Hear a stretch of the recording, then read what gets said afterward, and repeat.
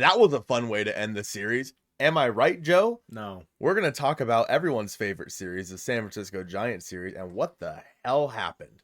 Then we're going to talk about the roster moves that need to be made because there are some injuries to this ball club, including, as I'm sure a lot of you know, Victor Robles' shoulder. We'll talk about Jorge Polanco and that as well. We'll come up with an Operation Overreaction for me, and I've got a good one here. If you were in the stream the other day, you already know what it is. I'm going to wrap it all up by talking about the Houston Astros series. A big game or a big series with the Houston Astros as the Mariners return home.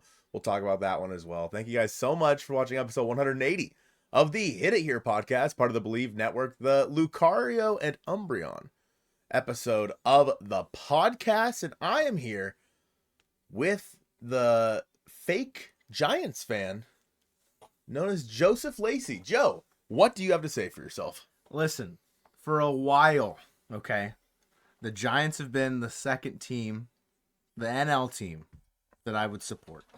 I've openly admitted that plenty of times on the channel and conversations.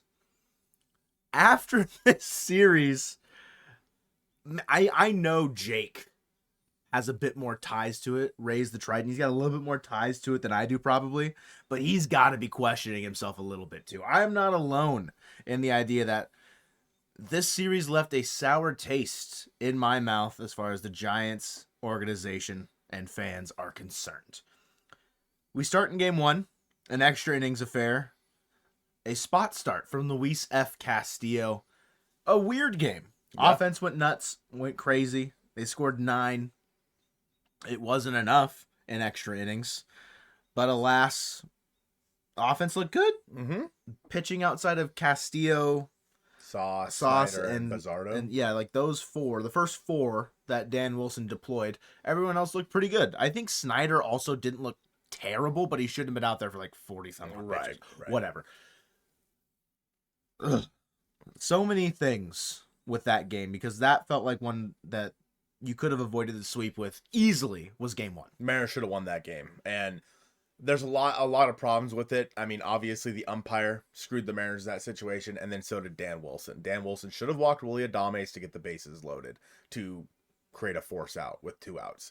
He did not do that, and the Mariners lose to Willie Adames. Who could have seen that coming? Terrible decision by Dan Wilson.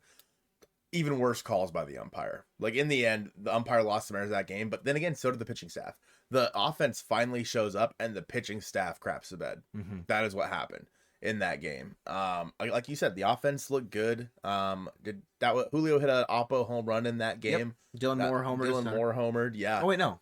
Or was that game 2? That was game 2. That was game 2. Yeah, I think Cal had a home run in this game. That was the first game that he had a home run. Yeah, this is the first game. Yeah. Oh, I see what you're saying.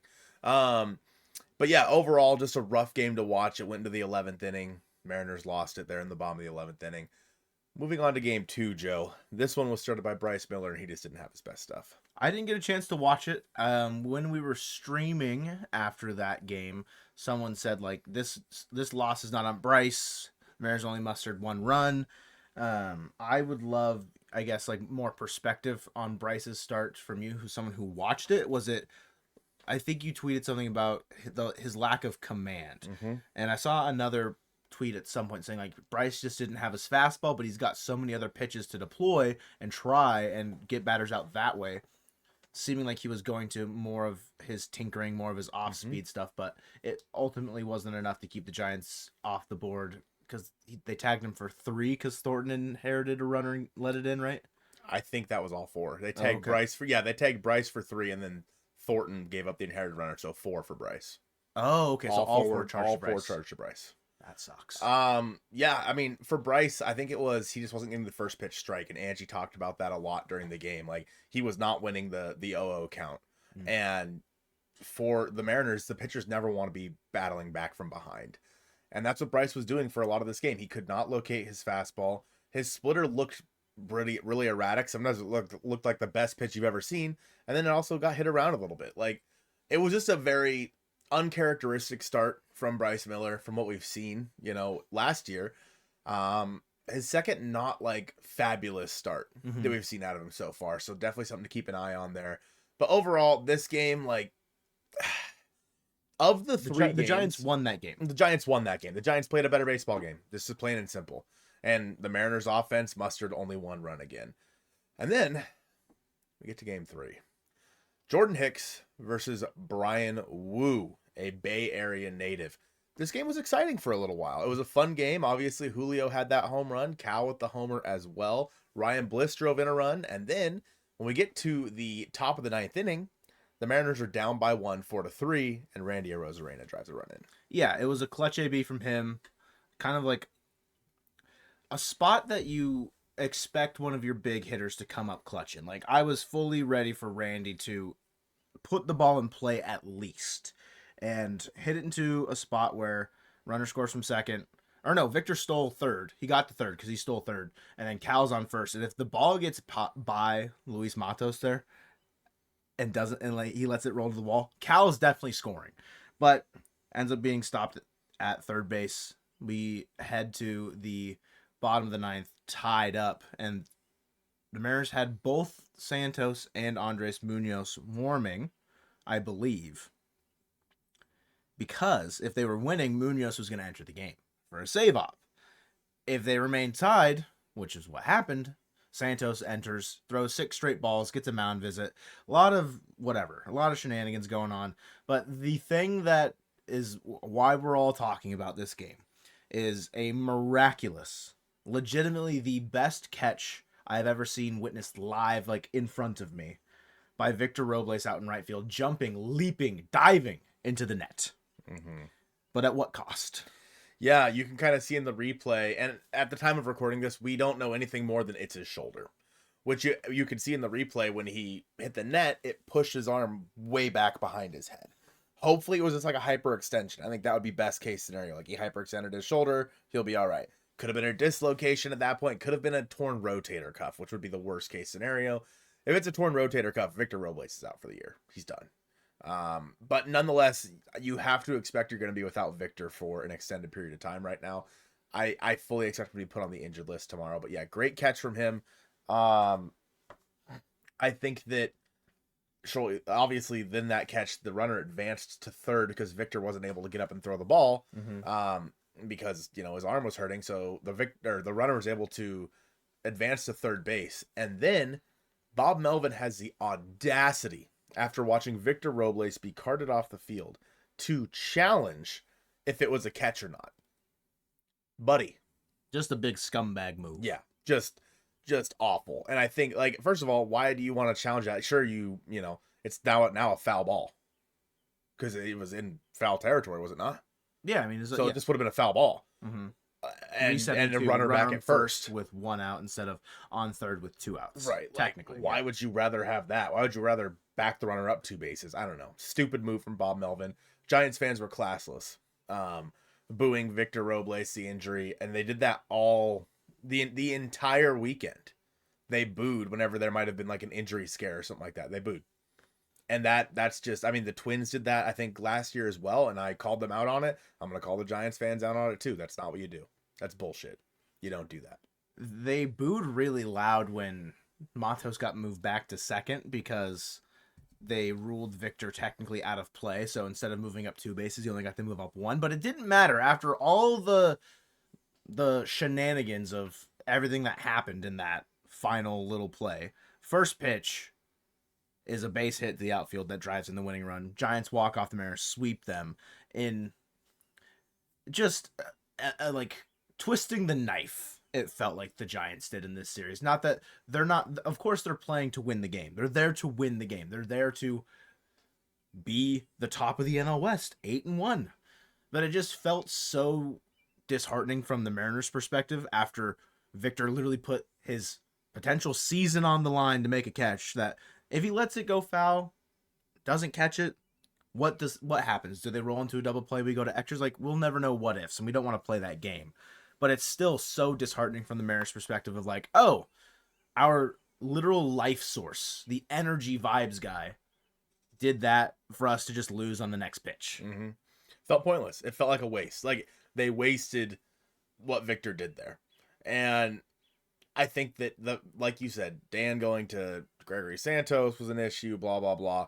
But it begs the question, because the Mariners are going into their most important homestand of the year so far, and that is against the Astros and against the Rangers. What do you do if Victor has to miss either extended time or the rest of the season in the short term? Because the Mariners more than likely are going to have to make a roster move tomorrow. No matter what the situation with Victor is, you probably put him on the injured list. You have to. I would assume, and we talked about this a little bit during the stream, that means Luke Raley is going to move out to right field. That is my assumption, that Luke Raley will go to right field. At that point, Joe, we talked about maybe going to Tyler Locklear. You need someone else to take some of the bulk of the innings at first. If Not named Rowdy Tellez. Not named Donovan Solano. If you're moving Raley to the outfield, that's probably the most likely scenario. Is you need someone else that can go play the outfield. Sure, you have Dylan Moore. Sure, you have Miles Mastrobuoni, but you'd rather have Luke Raley in there, as you're going to be facing more righties than lefties typically, and then you can just pinch hit for him later if a lefty is on the mound. If Victor misses, say, a month at how quickly would his return be if it was like a hyperextended shoulder? I mean, it depends on how bad it is. Sure. The grade of it. I mean, based on his reaction, like if he's out less than a month, I would be very surprised. Mm-hmm. This could be the wide range of time spent on the injured list for Victor here, I think, is almost you can't really quantify it at this point since we know so little. But if it's for a month, yeah, bringing up Locklear's probably fine, but there's more to it than just that, because if Locklear's not playing very well, and then like Tellez is still not playing, he gets DFA'd. If Solano's still not hitting, what are you going to do with him? You need someone that can actually play first base and not be a black hole. Do you go to Dom Canzone instead? Do you try just to roll Dylan Moore over that first base and you call up Ben Willett? Like, there's so many options, but none of them feel like the right answer. I think the most likely answer is Locklear to start, but we also don't know if Jorge Polanco is going to end up on the injured list either. He's day-to-day, is what was said before the game, after the lineup was announced and Polanco wasn't in there. It was noted that he was day-to-day with a sore knee. Makes sense. Assuming that it's probably the one that was surgically repaired during the offseason. Shocking, we know. But then he saw a single pitch of the field today in that ninth inning when he had to go and play first base, just stand there more than likely. Yeah. When Robles got injured. So was he good enough to play? Probably not, but they were just out of a bench spot at that point. Like, he was the last guy on the bench. Going forward, I feel like Robles is the DH. You can't really trust him to stay healthy if he's playing the field. What did I say? You said Robles. Right. Polanco. I was like, what do you mean? Polanco would be the DH going forward. Right. And Dylan Moore's playing well enough right now that having him at third and Bliss at second's not the worst thing for some people. It's pretty bad. That's pretty bleak already. So I don't know what the right answer is going forward, but the Mariners have options, because anybody that they call up in replacement of Robles going on the injured list, and depending if Polo goes on the injured list as well for like a 7-day thing or whatever, everyone's going to have options that you can just kind of shuffle people through and see what you got with them. If it's Dom Canzone, who hit 2 homers in Sunday's game, one being a 462-foot, 115 EV bomb, sure. You can call up Dom because he's got more MLB experience than anyone on the Tacoma Rainiers roster. It could be Tyler Locklear because he plays a position of utmost need at this point, because no one else is doing anything at first base either. Yeah, I mean, it can't be any worse than what you're getting out of your first base production right now. Ty France was better. 2023 Ty France was better. Yeah, I think that when you look at what this team can do, I the most likely move is sending Rayleigh to right field and bringing up Tyler Locklear. You mentioned Ben Williamson. That could be again, these could be longer term moves as well. If you do think down the line, the Mariners, if Dylan Moore starts to struggle, the Mariners could go to Ben Williamson over there at third, because his defense is going to be good. And especially if they would rather move Ryan Bliss, maybe just more to a utility role instead of as a starting role, however they want to do it, depending on what hot hand they want to go with. I think that when it comes to Dom Canzone, I'm not opposed to it because it does bring that lefty bat into the lineup as well. I mean, you could use another lefty bat or two. I think I would rather, though, have Tyler Locklear, because I'd rather have more options versus lefties, because Robles was right-handed. Robles was right-handed. Yeah. You look at the lineup versus lefties, it never feels as good as the lineup versus righties does. Yeah. So I think that maybe bringing in another righty like that could be the move as well. People mentioned like maybe Cole Young and having him come up and like Ryan Bliss going somewhere. I don't know about all that. But Leo Rivas is another option as well. Like in that situation, if Samad Taylor's an option. If they DFA Rowdy, if they bring up Tyler Locklear and put Robles on the injured list and then DFA Rowdy, then maybe they go like a Leo Rivas or something like that, or even Dom Canzone in that situation. I was gonna say, if I would imagine the quickest way Dom Canzone makes his way back on the roster is Rowdy Tellez is DFA'd, right? Because he would be the pinch hit left-handed bat more so than like he would replace that role. I think. Sure, he can't play first base, but Rowdy's also been DHing a fair bit, to where Dom can fill that spot. I think that is the more like when you're talking out like the way that the roster's constructed, the way the roster fits, my brain was like, oh, Rowdy DFA, Canzone called up would be, I think, the quickest way he finds himself back on the roster outside of more bad things happening. That's really good. It's really ominous. I do want to mention here, because this is something that I thought about talking about, and we're going to talk about it a little bit more when we talk about this Astros series. You said talk about like 8 times. We're going to talk about it. Talking about people. Colton and Joe, we're going to talk about stuff on the Hit It Here podcast, Colton and Joe? Yes, Nicholas, we are. Got distracted. Oh, we're talking about injuries. George Kirby. They said that the hope for him is to return at the end of this month, right? Yeah, beginning of May. Beginning of May, which means he would miss 5 starts. One of those has already happened, and that was the last Luis F. Castillo start. But Luis F. Castillo is once again slated for a game versus the Astros. I would like to ask you, Joe, are you okay with killing your bullpen every 5 days until George Kirby is back? Did we not talk about this on the last podcast? I'm pretty sure we talked about it on the stream. Was it the last podcast? Because we talked about George's injury timeline, but it was less about killing. It was less about killing the bullpen. It was more about George in general and like what the options were. But I think on a stream you brought up killing the bullpen every 5 days because that's what he did. Yeah, because Mr. Luis F. Castillo, as you noted to me, was pitching out of relief. Not as a starter. Sure, he's a swingman, can go multiple innings, but he only went 3. Yeah, he's got to build up to it. The chances of him going any deeper than 4 in this next start are probably pretty slim. That's slated on Wednesday, as we'll get into the Astros series soon. Am I okay with it? What am I supposed to say here? You say Logan Evans should come up. Yes, I'm so okay with them killing the bullpen every 5 days. No, of course not. That's not what a winning baseball team does.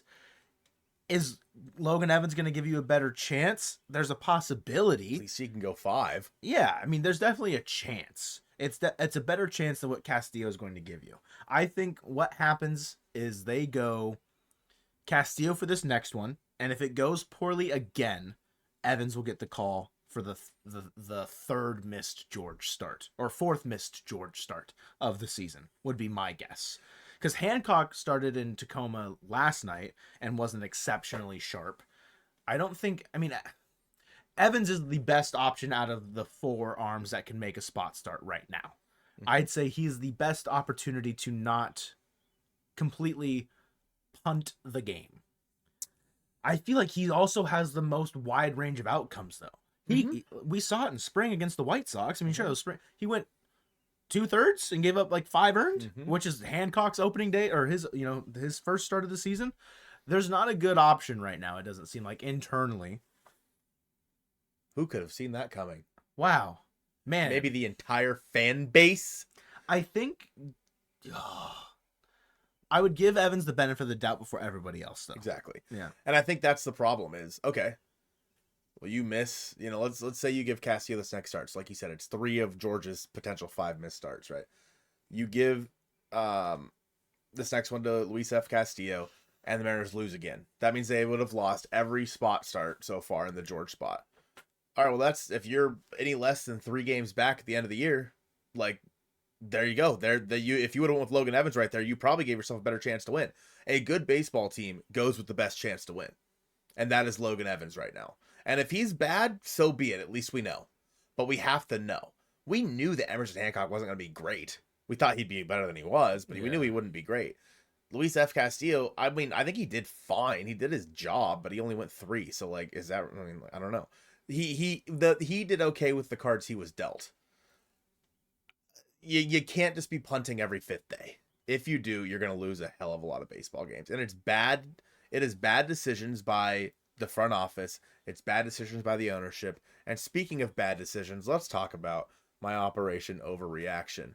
And that is that Dan Wilson should and will be fired by the trade deadline. Now, you said the trade deadline during the stream. I was going to see if you were going to change it. What win total would they like? What would their record have to be? Or how many games below 500 would they have to be for Dan Wilson to be fired before the trade deadline? If they get to the trade deadline and they are 10 games below 500, Dan Wilson should be fired. Think so. Yes. Should be. Man. Yes. Doesn't get like a chance, season for it to get, some time in the chair. Nope. Get himself settled in, get nice and comfy, get a nice little placard, put it on the desk, say manager for the Mariners. Nope. Nothing. Bringing back 95. Nothing. Nope. All right.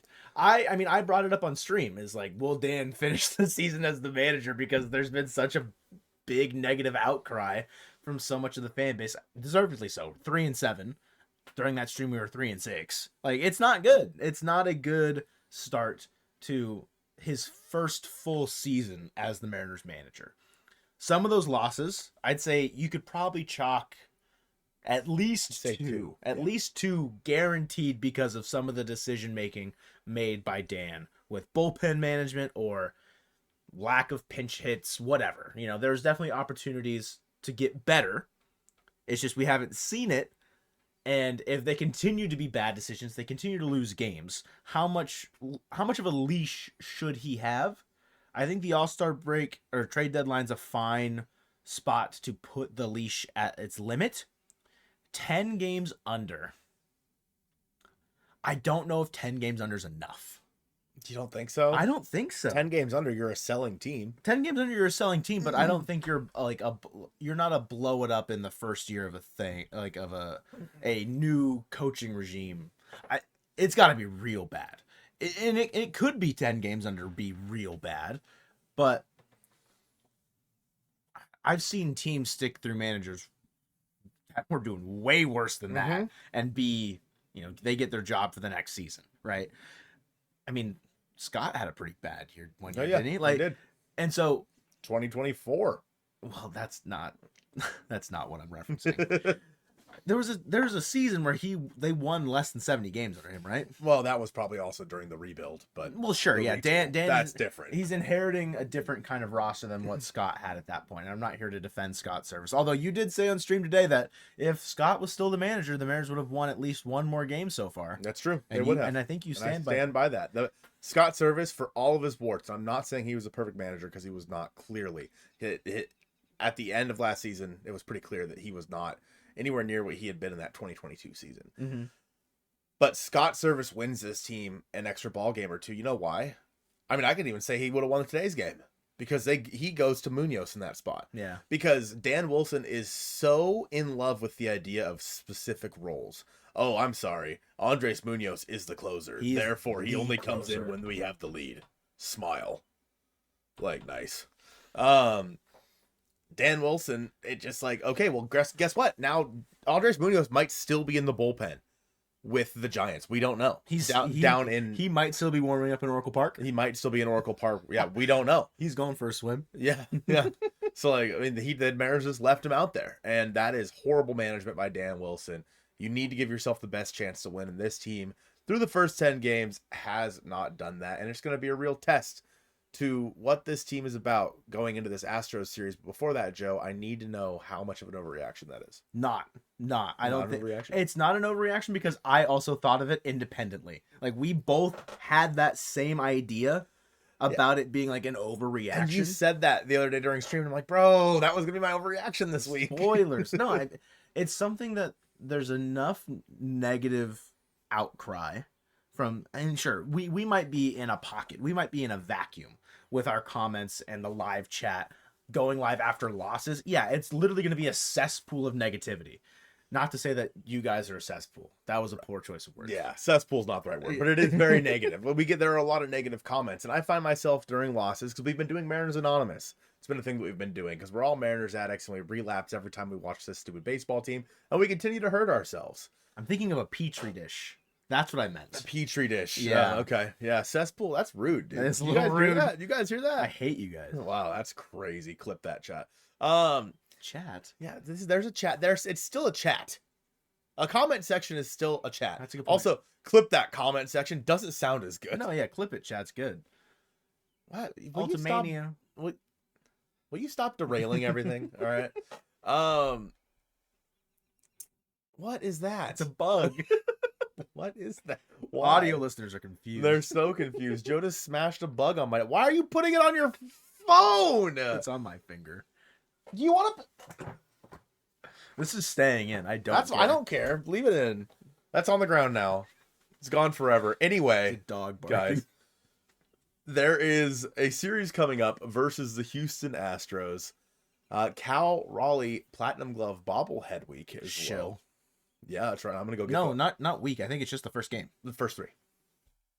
No. Yes, There's just like they did with the Julio one. Is it? Okay. Yes, First 10,000 that's each how they do three. bobbleheads now. Okay. Mm. Well, my apologies. Stop derailing everything. Anyway, You don't need to yell.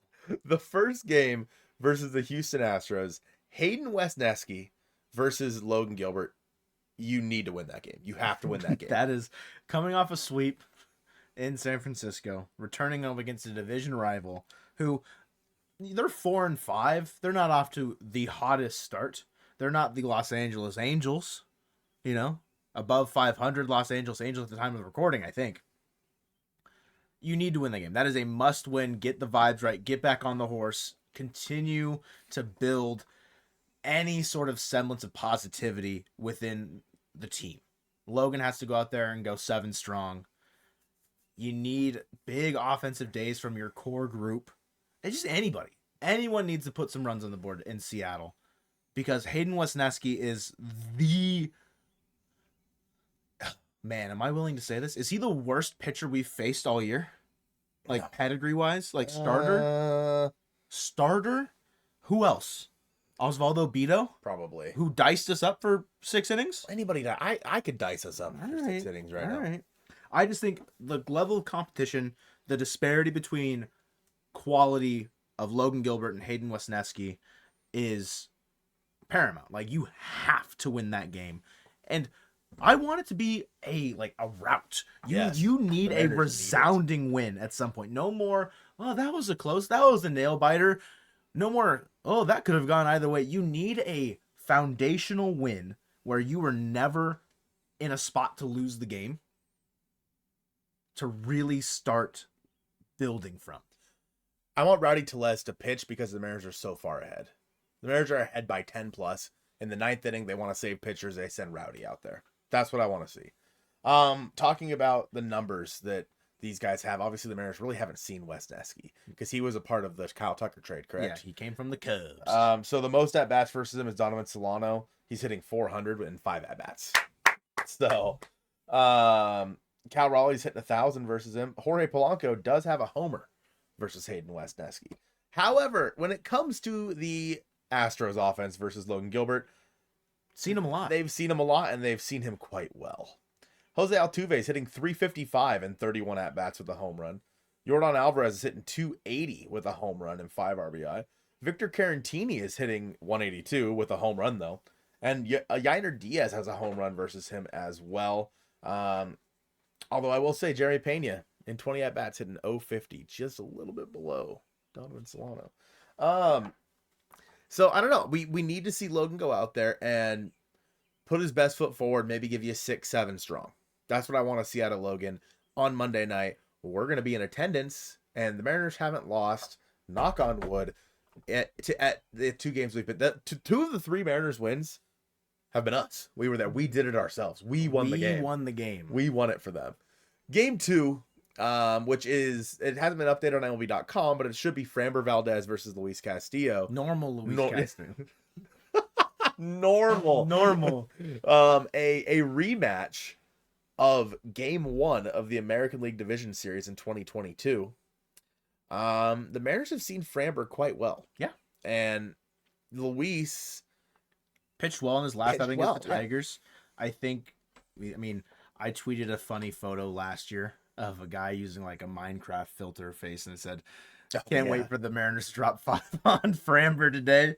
Yeah, they saw him well. I think in at least, I don't know if they saw him more than twice last year. It probably, just given how often they play, but in both starts where they faced that I can remember, they hit well against Framber. It will be the right-handed lineup against Framber, the lefty. So you'll see Donovan Solano. You'll probably see Mitch Garver. So that leaves a little bit to be desired, but interesting to see what they do in right field, though. Yeah. Do you send, is Polanco healthy enough to put at third base and send Dylan Moore to right field in that situation? I don't know. Yeah. Well, obviously, time will tell what happens with the Robles decision, but yeah, that's a good point. I didn't think about that. It's like, what will they do for that specific moment? I mean, that gives you the best chance to win. And so if Polanco's healthy enough, that's what they have to do. Yep. Ultimately, there's no ifs, ands, or buts in that situation. But I like what Castillo did his last time out against the Tigers. I think that him building into a strong, like, he seems like he's been ramping up. And sure, it's just 2 starts, but the first start, not good. Second start at home on, the getaway day before heading on the road. Really locked it down, and that was another must-win game for the Mariners after dropping the first 2 against the Tigers, right? Every single game has been must-win, and they're 3-7. The fact that there has been, I would say, at least 3 must-win games so far already this year, and I think Game 1 versus the Astros is a must-win game. Yeah, I won't throw up. We're in dire straits, but I feel good with Castillo on the mound. It's not an easy matchup against Framber, and we know that the Astros have a very talented roster, but it's a winnable game for sure. It helps that it is at home and not in the fake baseball field known as, what's it? Daikon, whatever it is. Yeah. Yordan Alvarez has seen Luis pretty well. He's hitting 514 at-bats with 2 homers and 4 RBI. Okay. In 10 at-bats, Jose Altuve is hitting 300. 15 at-bats, Jeremy Pena is hitting 267 with a home run as well. So, obviously, both these pitchers the book is out there on both these pitchers against the other team. So it'll be an interesting one for sure. Hopefully the Mariners, who have seen, like I said, seen Framber a lot. I don't have his stats on here because MLB.com, again, has not updated with Framber being the probable. So the stats haven't come up for me. But I believe the Mariners have seen him well, specifically someone like Julio. I think has seen Framber relatively well. I could be wrong on that, but it feels like he's seen him. Dylan Moore hit a home run against him last year, I believe, as well. Perfect. So Demo, he'll be in there for sure. Mm-hmm. Maybe he'll still be in there for Game 3. Just depends on where the roster's at that point. It would be, as you're saying, MLB.com doesn't have it listed, but Fangraphs, their turn through the rotation, has it listed as Hunter Brown on the Wednesday day game opposite. If he's still there, I mean, roster move could be something they could change. It doesn't have to be Luis F. Castillo, but that's what it's listed as right now. They haven't changed that on our end. Would you rather see Logan Evans in that? Yes. Wednesday against the Astros. Against the Astros. Yes. I don't know if he's on the right time frame of rest. I think he's 1 day off. Right. So they'd have to probably wait until the next start to do it. Reds, like 2 series away. Just to kind of match up the timeline, because I think he pitched the day before the Pebble pitched down in San Francisco. But so I would assume it's going to be Luis F. Castillo again. I can't give you Hunter Brown's numbers versus the Mariners because it's not updated on MLB.com, and I can't give you Luis F. Castillo's numbers versus the Houston Astros because he's never started versus them, so I can't do that either. But that's a game. Joe. Yes. The Mariners need to win this series. Yep. With the way the team is playing, would be shocked if they win more than 1. Wow. With the way this team is playing. I feel as if, and I'll be wrong. I'll happily be wrong. If Victor is out, using that as like a momentum swing of like, do it for Victor kind of a thing. Make like something, really corny, but like it's like a movie. I was gonna say, are we in like some it's like some rated PG movie? yeah, literally Like, Air Bud type deal. It's a Disney like original film. But in all seriousness, playing for the guy that literally sacrificed maybe his season, they need to go out there. They have to get one. If they get swept again, season's over. Call it. Wave the flag, throw in the towel. I think that they can win this series given the pitching advantage heavily swayed for at least one game, which means you just have to win a coin flip in one of the final two games. And I think winning the series would instill a lot of hopeful, I think, positivity about what the team can do going forward if they can play a division rival close and win some games against them. Like you said, though, you would be shocked. They haven't shown it on the field yet that they have the capacity to do so. Mm-hmm. And I'm more so just relying on what I think that they need to do, less about what I feel like they will do. Because I feel like 1-2 is a pretty easy layup here. You win against Wesneski, you get outdueled by Framber, and then you're punting the final game because it's Luis F. Castillo. That's where my head's at. Right? Like that is the script that makes the most sense. Mm-hmm. And I get that. I think that the hard part is we know, again, you mentioned, if the Mariners win this series, the vibes are going to be very good, right? You're going to be feeling a lot, very good's a strong term, but you'll be feeling a lot better. They need to sweep this series if we want If vibes they swept this good. series, we're so back. Well, we still won't be over 500. But we're so back. All right. And then you get to go face the Rangers. Who have been the best team in the American League West so far, I think. DeGrom, and then Rocker and then Evaldi. I think it's actually Evaldi, Rocker, DeGrom. That makes sense. It might have been. Yeah, you're right, because Evaldi started opening day. But somebody in stream mentioned that this Victor Robles injury feels like the Ken Griffey Jr. broken wrist injury in 1995. And the Mariners came back from being 10 games below the California Angels, I think it was, in 1995. When Griffey came back and the team, it was a big surge for them. So, I mean, hey, I'm willing to hang my hat on anything. So if this team is 10 games back when Victor Robles comes back, just know it's fate. We're bringing back 95. Not to compare Victor Robles to Ken Griffey Jr., but you know what? I'm going to take that. That's going to do it from us here on episode 180 of the Hit It Here podcast, the Brandon Drury episode, and go Prima.